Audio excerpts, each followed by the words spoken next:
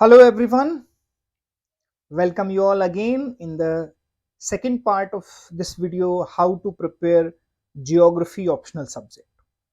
So in the last video, अगर आप लोगों ने नहीं देखा है तो प्लीज देख लीजिएगा. In last video I discussed about the geography, क्यों इस optional subject को लेना चाहिए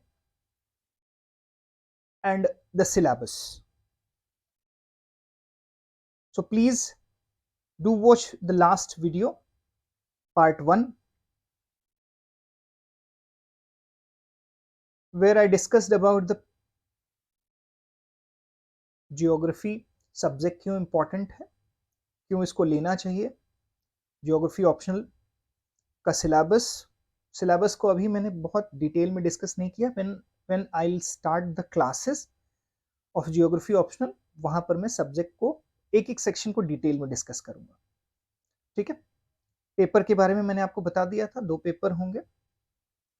सेकेंड पेपर में इंडियन ज्योग्राफी से रिलेटेड सारी चीजें होंगी. ठीक है. अब बात करते हैं कि अगर आप if you are doing the self study तो कैसे आप इसको पढ़ सकते हैं. ठीक है.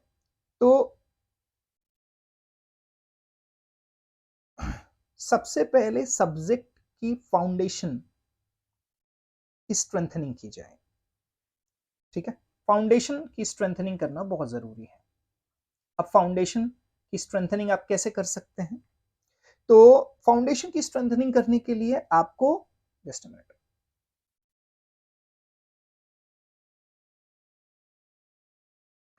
आपको एनसीईआरटी बुक्स सभी सजेस्ट करते हैं. तो इसमें भी आपको एनसीईआरटी बुक पढ़ सकते हैं.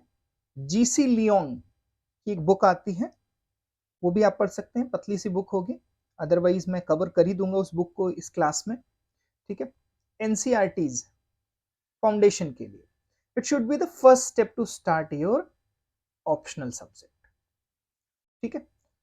जैसे जैसे मैं सब्जेक्ट पढ़ाता जा रहा हूं, टॉपिक पढ़ाता जा रहा हूं, आई विल सजेस्ट कि ये एनसीईआरटी का ये चैप्टर आप पढ़ ले, तो आप उसको पहले से पढ़ लीजिए. ठीक है. और जब आप क्लास में ऑप्शनल में बैठेंगे उसको पढ़ने के बाद, तो आपको वो अपने आप फिर से समझ में आ जाएगी. और जब दोबारा आप उसको पढ़ेंगे तो आपको लगेगा कि एवरीथिंग इज प्रिपेयर्ड. ठीक है. तो एनसीईआरटी जो है वो काफी रिलायबल सोर्सेज हैं आपके फंडामेंटल्स को स्ट्रॉन्ग करने के लिए. NCERT presentation of the concept, जो कॉन्सेप्ट का प्रेजेंटेशन है वो बच्चों को समझाने के लिए किया गया है. ठीक है. तो वहां पर रोट लर्निंग के साथ साथ, रोट लर्निंग पर नहीं बल्कि प्रैक्टिकल लर्निंग पर ज्यादा फोकस किया गया है. ठीक है. तो आपको बहुत लूसिड क्लियर लैंग्वेज एक तो मिलेगी, क्योंकि लैंग्वेज बहुत आसान लिखी रहेगी, बहुत टफ नहीं रहेगी लैंग्वेज. ठीक है. कॉन्सेप्ट बहुत कंसाइज मैनर में दिए रहेंगे, तो कॉन्सेप्ट्स को आप आसानी से समझ सकते हैं. फाइन. तो एनसीईआरटी अब कहां से कहां तक की पढ़ी जाए? ठीक है. तो एनसीईआरटी के लिए आप 6 से लेकर के 12 तक की एनसीईआरटी पढ़ सकते हैं. 6 से लेकर के 8 तक की एनसीईआरटी बहुत आसान है, उनको आप ऐसे ही नॉर्मल बुक के तरीके से पढ़ते जाइए. 9, 10, 11, 12 की एनसीईआरटी आपको ज्यादा फोकस करके पढ़नी है. ठीक है. तो एनसीईआरटी बुक 6 से लेकर के 12 तक बार बार नहीं पढ़नी, एक बार आप रीडिंग कर लीजिए, उतना काफी है. ठीक है. फिर physical and human geography of GC Leong की एक बुक आती है, उसको आप पढ़ सकते हैं.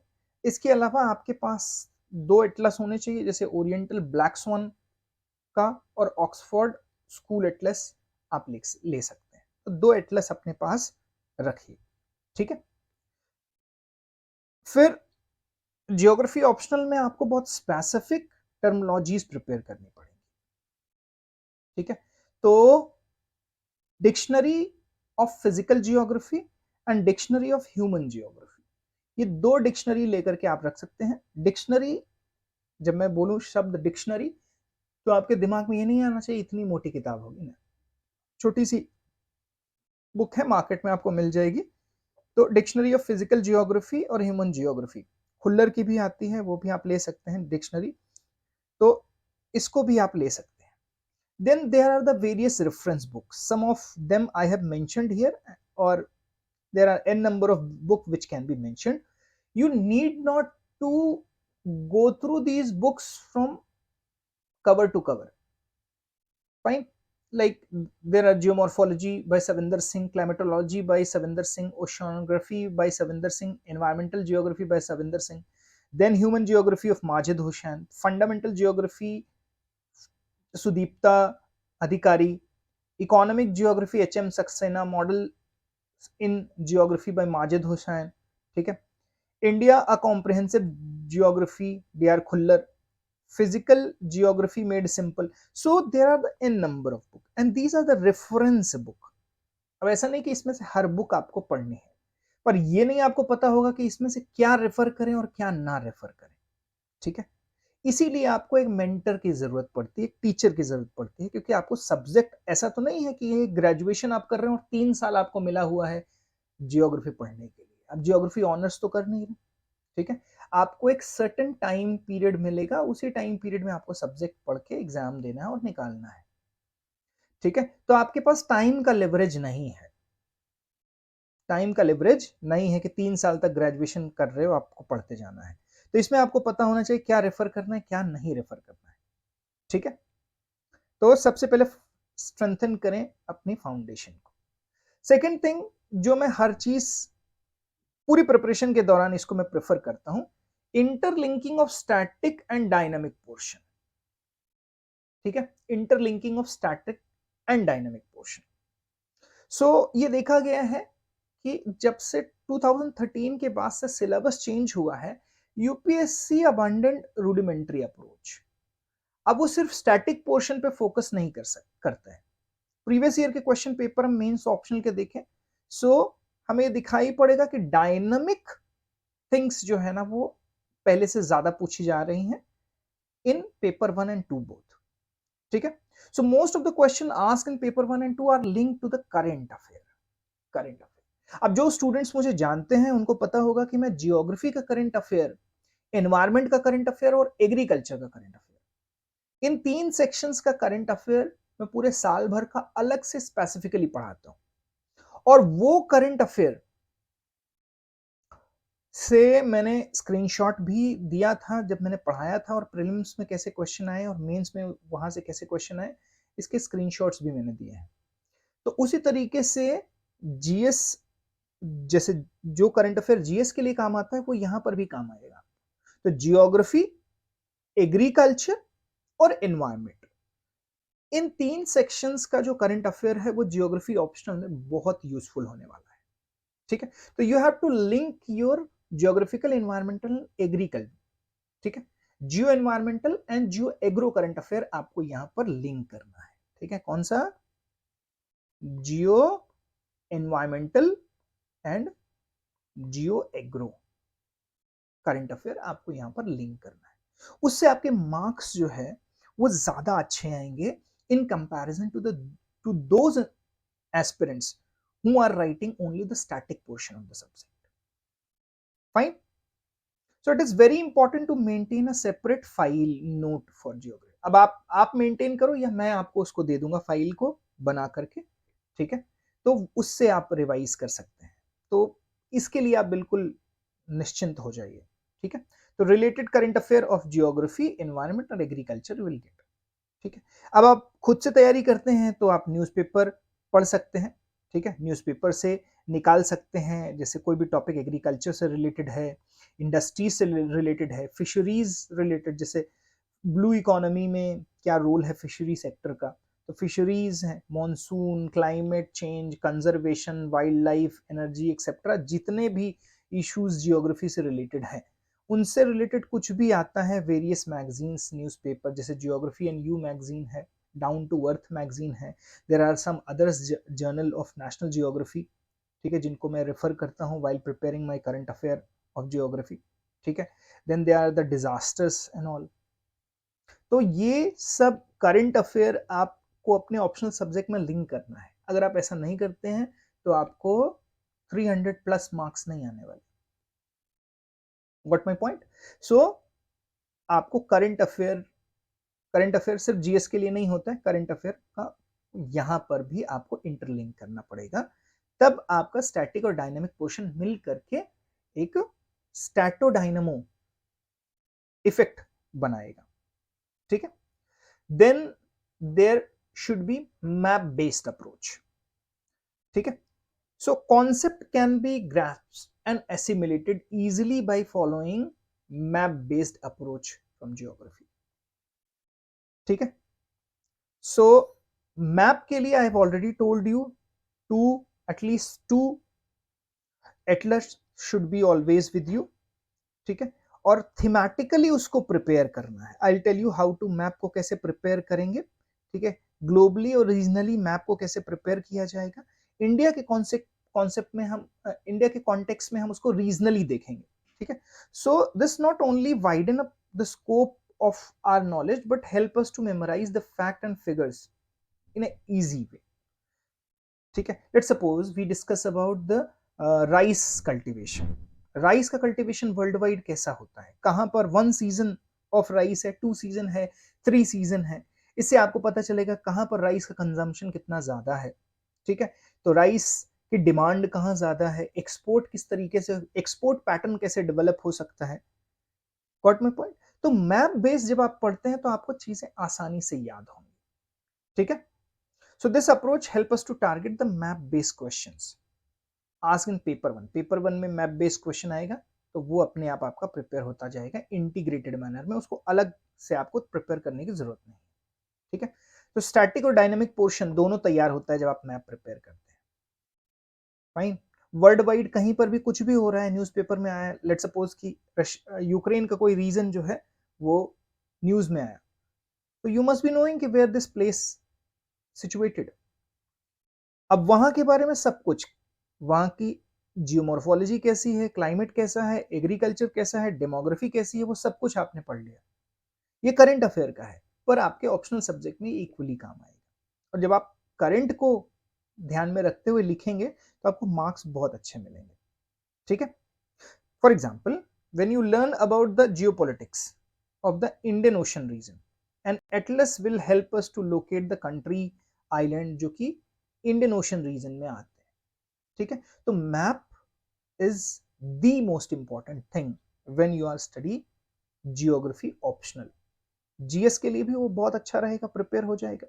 ठीक है, फिर नोट्स आपको बनाने हैं। नोट मेकिंग एक बहुत इंपॉर्टेंट वर्क होगा क्योंकि उसी नोट पर आपकी सारी प्रिपरेशन डिपेंड। एक चीज याद रखिए, यहां पर नोट नहीं बनता जाता है, सब कुछ लिखना पड़ता है।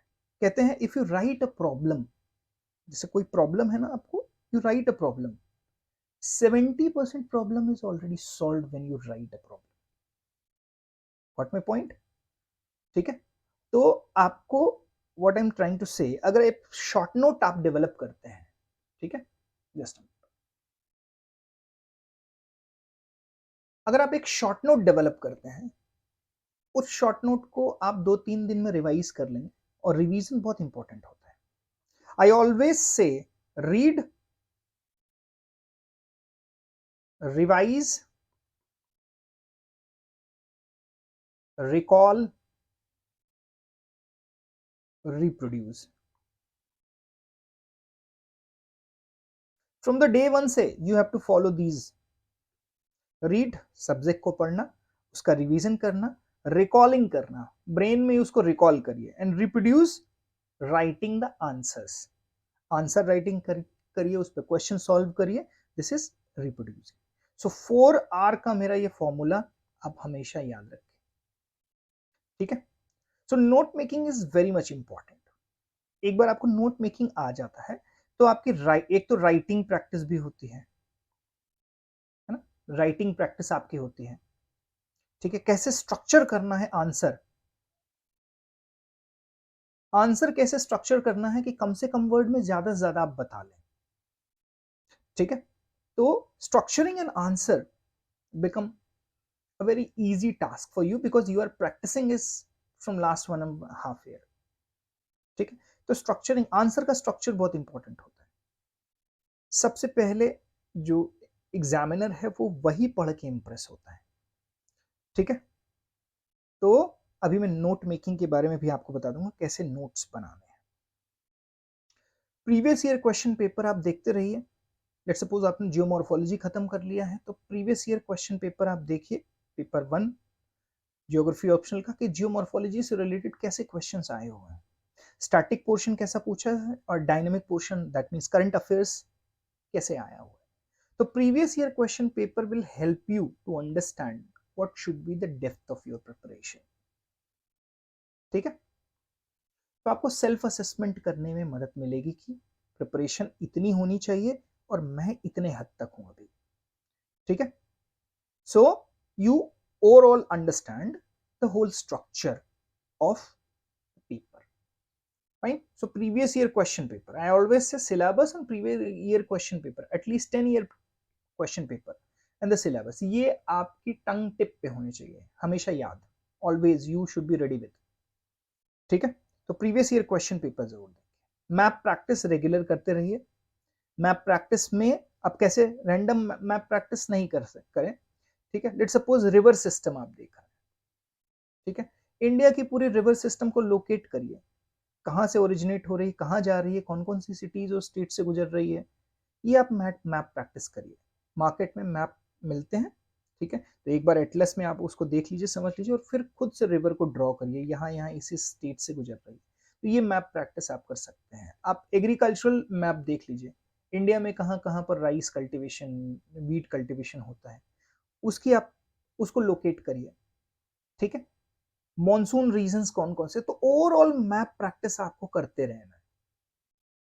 वर्ल्ड में कौन कौन से रीजन है जो साइक्लोन हिट होते हैं, जहां पे साइक्लोन आते हैं, और आप देखोगे कि जहां जहां पर साइक्लोन आते हैं वो एक सर्टेन एरिया में ही आएंगे और उसके अपने इंपैक्ट होंगे। ठीक है, so geography as an optional subject is having vast UPSC syllabus. आप स्मार्ट वर्क करते हैं तो जियोग्राफी ऑप्शनल सब्जेक्ट से, एक तो ऑप्शनल सब्जेक्ट, जीएस से भी 30-35% पोर्शन आपका जीएस का तैयार हो जाएगा सिर्फ जियोग्राफी ऑप्शनल पढ़ने से। ठीक है, so this optional subject cover so many thing, अपने आप वो आपका तैयार होता जाएगा और आपको टाइम सेव कर पाएंगे आप। ठीक है, जैसे मान लीजिए कि I do not criticize any subject, पर जैसे आप कोई लिटरेचर का सब्जेक्ट ले लेते हैं, that is not going to help you in that way. Practical बात अगर करें, प्रैक्टिकल बात करें, लेट्स सपोज आपने कोई भी लिटरेचर का सब्जेक्ट ले लिया, तो वो आपकी प्रिपरेशन में उतनी हेल्प नहीं करेगा। प्लस जब आप सर्विसेज में जाएंगे तो वो आई थिंक वो यूजलेस रहे। ठीक है, तो ऐसे सब्जेक्ट लीजिए कि जब आप सर्विसेज में जाएं कहीं पर सर्व करने के लिए, तो वो सब्जेक्ट आपका नॉलेज होराइजन बेस्ड इतना ब्रॉडन अप कर दे। ठीक है, क्योंकि सिर्फ आपको यहीं पे एग्जाम क्वालिफाई करके ही नहीं जाना है, आपको एकेडमी में भी बहुत अच्छा परफॉर्म करना है, आपको अपनी सर्विसेज में भी बहुत अच्छा परफॉर्म करना है। ठीक है, आप फर्दर वेरियस ट्रेनिंग प्रोग्राम्स में जाएंगे, आपको वहां पे भी अच्छा परफॉर्म करना है। तो जियोग्राफी एज एन सब्जेक्ट आपको बहुत हेल्प करेगा। ठीक है, क्योंकि दुनिया को, दुनिया की पॉलिटिक्स को, कल्चर को, सोसाइटी को इसे एक सब्जेक्ट के माध्यम से आप देख लेंगे। ठीक है, तो कंटिन्यूअस मैप प्रैक्टिस बहुत जरूरी है। प्रीवियस ईयर क्वेश्चन पेपर देखिए और जो जो टॉपिक आप कवर कर चुके हैं उस पर रिलेटेड क्वेश्चंस के आंसर लिखिए, तो आपको डेप्थ अपनी पता चलेगी। ठीक है, नोट्स प्रिपरेशन, अभी मैं आपको नोट्स कैसे प्रिपेयर करेंगे और टॉपिक कैसे पढ़ेंगे। ठीक है, करंट अफेयर ये मैं आपको दे दूंगा, जियोग्राफी, एग्रीकल्चर, एनवायरमेंट के पूरा साल का 1 से 1.5 साल का करंट अफेयर मैं आपको पढ़ा दूंगा। ठीक है, तो आपको कुछ भी अलग से कोई न्यूज़पेपर मैगजीन खोलने की जरूरत नहीं पड़ेगी, सब जगह का इंपॉर्टेंट एक जगह पर आपको दे दूंगा मैं। ठीक है, और उसको आपको बताता चाहूंगा कि इसे आप ऑप्शनल सब्जेक्ट में यहां पर अटैच कर सकते हैं, तो वो आप नोट मेकिंग के हिसाब से वहां पर करते जाइएगा। ठीक है, चलो बात करते हैं नोट कैसे बनानी है। अब जैसे जियोमॉर्फोलॉजी है, ठीक है, बेसिक इंट्रोडक्शन अब बात करें जियोमॉर्फोलॉजी, तो जियोमॉर्फोलॉजी है क्या बेसिकली। ठीक है, आपको ऐसे ही नोट्स बनाना है। जियोमॉर्फोलॉजी, व्हाट इज जियोमॉर्फोलॉजी, क्या है, what is the scope, fundamental concepts क्या है, कंक्लूजन क्या है। ठीक है, अब जैसे हमने बात की व्हाट इज जियोमॉर्फोलॉजी, सो इस नोट्स को मैं ऐसे हैंड रिटन आपको बना के दूंगा। Geomorphology is a scientific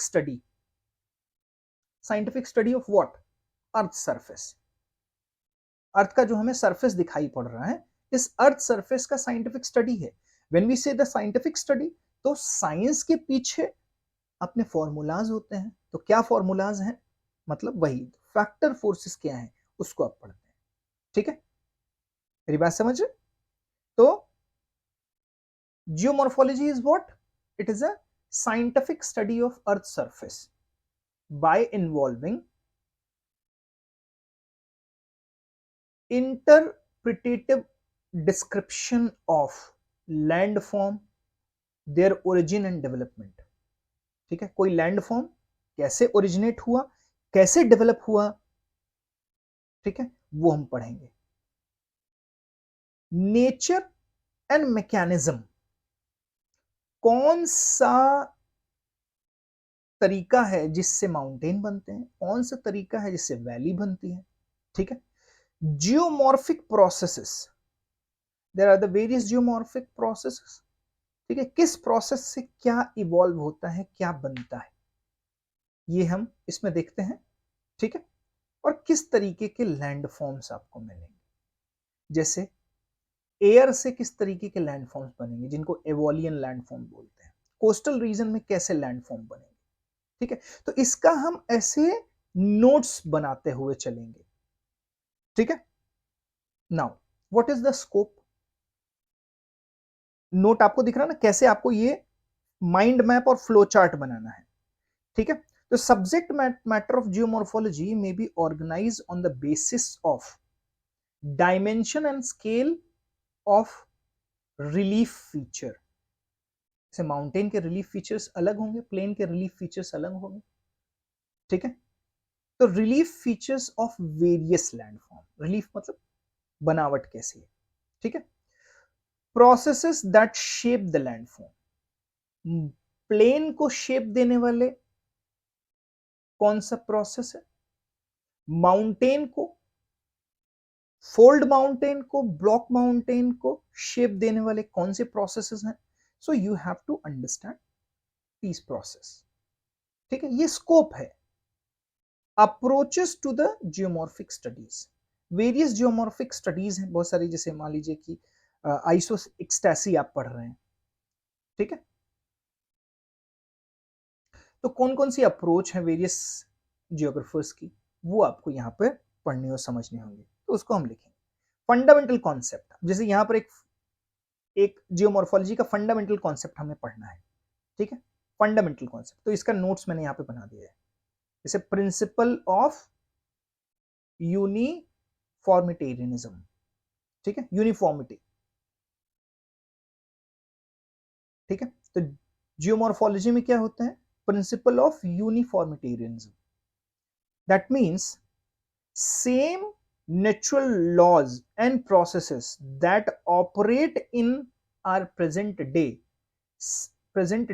scientific observation always operated in the universe in the past। जैसे अभी जो प्रोसेस और लॉज, नेचुरल लॉज अभी काम किए हैं, वो पास्ट में भी वैसे ही काम किया होगा। ठीक है, apply anywhere in the universe, तो इसको कहते हैं प्रिंसिपल ऑफ यूनिफॉर्मिटेरियनिज्म। ठीक है, यूनिफॉर्मिटी हमको दिखाई पड़ती है। ठीक है, जैसे दो लैंडफॉर्म टकराएंगे तो उससे एक पर्टिकुलर स्ट्रक्चर ही बनेगा, आज भी वही बनेगा और पहले भी वही बना है, और यूनिवर्स में कहीं पर भी ऐसा होता है तो इसी तरीके का स्ट्रक्चर बनेगा। ठीक है, कहीं पर वोल्केनो इरप्शन होता है तो पहले भी वही स्ट्रक्चर बना था, आज भी वही स्ट्रक्चर बनेगा, इसको हम कहते हैं यूनिफॉर्मिटी। ठीक है, प्रिंसिपल ऑफ यूनिफॉर्मिटी। फिर जियोलॉजिकल स्ट्रक्चर, क्या है geological structure? Is a dominant control factor in the evolution of landform. इस तरीके से नोट्स बनाते हुए चले। ठीक है, अभी मैं टॉपिक नहीं पढ़ा रहा हूं इसलिए I am not going into that deep. So fundamental concepts की इस तरीके से फ्लो चार्ट, माइंड मैप बनाते हुए चलेंगे। कंक्लूजन, ठीक है, तो इस तरीके से किसी टॉपिक को हम प्रिपेयर करेंगे। अब सिलेबस में जिस तरीके से टॉपिक्स दिए हैं उस तरीके से हम टॉपिक्स, उस सीक्वेंस में हम टॉपिक नहीं पढ़ेंगे, ठीक है। टॉपिक्स को उस सीक्वेंस में हम नहीं पढ़ते हैं। जैसे मैं एक बार आपको पहले सिलेबस दिखाता हूं, ठीक है। लेट्स सपोज हमने पेपर 1 जियोमॉर्फोलॉजी से स्टार्ट किया, हियर इट इज जियोमॉर्फोलॉजी। अब जियोमॉर्फोलॉजी में शुरू फर्स्ट टॉपिक है factor controlling landform and their development. Landform और उनके डेवलपमेंट को कौन कौन से फैक्टर्स कंट्रोल करते हैं, इसको पढ़ने से पहले हमें यह समझना होगा कि how our universe evolved, how our solar system formed, earth का फॉर्मेशन कैसे हुआ है। तो इसको करने के लिए हम फैक्टर, लैंडफॉर्म के एवोल्यूशन के फैक्टर पढ़ने से पहले origin and evolution of earth, ठीक है, origin and evolution of our solar system universe के बारे में पढ़ेंगे। क्लियर है बात, ठीक है। तो पढ़ने का जो क्रम है वो ऐसे रहेगा, सीक्वेंस ऐसे रहेगा कि एक के बाद एक दूसरा टॉपिक सेट होता रहे, ठीक है। तो सबसे पहले हम यहां पर स्टार्ट करेंगे नेक्स्ट क्लास से ओरिजिन एंड एवोल्यूशन ऑफ अर्थ। अब मैं आपको हैंड रिटन नोट एक दिखाता हूं कि आप कैसे आप origin and evolution of earth, ठीक है, अर्थ का ओरिजिन एंड एवोल्यूशन कैसे हुआ, इसी में हम पढ़ लेंगे सोलर सिस्टम और यूनिवर्स का ओरिजिन एंड एवोल्यूशन। इसको लेकर के कौन कौन सी थियरीज है, ठीक है, यहां पे थिंकर की थियरीज है, ये थियरीज भी पूछी जाती है एग्जामिनेशन में। इन थियरीज के क्रिटिसिज्म्स क्या हैं, ठीक है, वो भी पूछे जाते हैं। सो थियरी को देखें। अब ऐसे नोट्स बनाना है आपको। There are two kind of theory, theories को हम दो पार्ट में, ए और बी, दो पार्ट में डिवाइड कर सकते हैं। कुछ मोनिस्टिक थियरी है, ठीक है, मोनिस्टिक थियरी या पेरेंटल थियरी जिसको हम बोलते हैं। मोनो मतलब एक, तो मोनिस्टिक थियरी। कुछ डुअलिस्टिक थियरी है which is also called by parental. तो इन थियरीज को दो पार्ट में हम डिवाइड कर सकते हैं। अब कौन कौन सी थियरी है, जैसे नेबुलर थियरी, ठीक है। तो नेबुलर थियरी जो गैसियस थियरी ऑफ कांट है वो भी नेबुला से रिलेटेड है, और लाप्लास की थियरी भी, नेबुलर थियरी ऑफ लाप्लास, वो भी नेबुला से रिलेटेड है। तो सबसे पहले समझेंगे कि नेबुला क्या है, नेबुला कैसे बनी, ठीक है। And there are the 15 theories, ये 15 थियरी हैं। इसमें 7 से 8 थियरीज हैं जो एग्जाम पॉइंट ऑफ व्यू से बहुत ज्यादा इंपॉर्टेंट है। रेस्ट ऑफ द थियरी हम इन शॉर्ट पढ़ लेंगे तो भी चलेगा, ठीक है। जैसे planetesimal theory, tidal theory, capture hypothesis, binary star theory, interstellar dust hypothesis, catastrophic theory, big bang theory, जो सबसे ज्यादा एक्सेप्टेड थियरी है big bang theory, fission hypothesis, cepheid hypothesis, nova hypothesis, electromagnetic hypothesis, ठीक है, इंटरस्टेलर डस्ट हाइपोथेसिस, ठीक है, ये दो बार लिख गया है, इसको एक ही रखिएगा। नेबुलर क्लाउड थियरी, ठीक है, protoplanet theory, they are the various theories. अब आप ऐसे ही नोट्स डेवलप करते हुए चलेंगे, क्लास में मैं आपको ऐसा ही देता चलूंगा नोट्स, तो आप उन नोट्स का कलेक्शन बनाते चलिए, और कुछ चीजें जो मैं क्लास में पढ़ाऊंगा उनको ऐड कर लेना है उसमें, ठीक है। So this is going to be the approach. ये मैंने आपको एक उसमें अपना हैंड रिटन नोट्स का अप्रोच दिखा दिया, ऐसे अप्रोच रहेगा। अब हम एक एक हाइपोथेसिस लेंगे। Let's suppose we are going to take the nebular hypothesis. अब ये मोनिस्टिक है या डुअलिस्टिक है, ये देखेंगे। नेबुलर हाइपोथेसिस है क्या, इसके बारे में, और इसके कौन कौन से क्रिटिसिज्म है, मींस ओरिजिन, अर्थ के ओरिजिन एंड एवोल्यूशन को बताने में कहां कहां पर ये नाकाम रहा है, कितनी बातें सही हैं, कितनी बातें गलत हैं, ठीक है। तो ओवरऑल पूरी चीजें इसमें देखेंगे। बिग बैंग थियरी क्या है, ठीक है, एविडेंसेस क्या है बिग बैंग थियरी के। तो बिग बैंग थियरी तो जीएस में भी इंपॉर्टेंट है, आती है। तो एक एक थियरी करके इसको हम कैप्चर करेंगे, ठीक है, और यहीं से हमारा ऑप्शनल सब्जेक्ट का प्रिपरेशन स्टार्ट होगा, ठीक है। सिलेबस को मैं बताता चलूंगा कि किस सीक्वेंस में हम पढ़ रहे हैं और किस सीक्वेंस में वहां पर दिया हुआ है, ठीक है। So this is the approach. I hope आपको क्लास पसंद आई होगी। अगर आपको ये वीडियो पसंद आया हो तो प्लीज इसको लाइक और शेयर करिएगा, ताकि ऐसे जो नीडी स्टूडेंट्स हैं जो कि फीस बियर नहीं कर सकते हैं, बहुत सारे स्टूडेंट्स हैं जो महँगी-महँगी फीस बियर नहीं कर सकते हैं। तो यहाँ पर मैं एक एफर्ट कर रहा हूँ उन स्टूडेंट्स के लिए जो कि फाइनेंशियली वीक हैं या दिल्ली जैसे शहरों में नहीं जा सकते हैं, दे वांट क्वालिटी एजुकेशन, ठीक है? तो उनके लिए ये मैं स्टार्ट कर रहा हूँ। वीडियो को शेयर करिएगा, चैनल को सब लोग सब्सक्राइब करिएगा और ज़्यादा से ज़्यादा अपने स्टूडेंट्स को बताइए जो कि नेक्स्ट ईयर यूपीएससी का एग्जामिनेशन देना चाहते हैं और ऑप्शनल सब्जेक्ट अभी आप तैयार कर लें। तो अभी से स्टार्ट करके कम से कम दिसंबर तक आपका ऑप्शनल सब्जेक्ट जो है वो प्रिपेयर हो जाना चाहिए, ठीक है? फिर आपको अपने आप को फिर पूरी तरीके से जनवरी से आपको अपने आप को पूरी तरीके से जीएस में फोकस कर देना है, ठीक है? तो इसको पढ़ने के बाद आप देखोगे जीएस का बहुत सारा सेक्शन आपको ऑलरेडी तैयार हो चुका है। Got my point? ठीक है, चलिए तो इसी के साथ मैं आप लोगों से विदा लूंगा। Do like, share and subscribe. See you in next class. Thank you.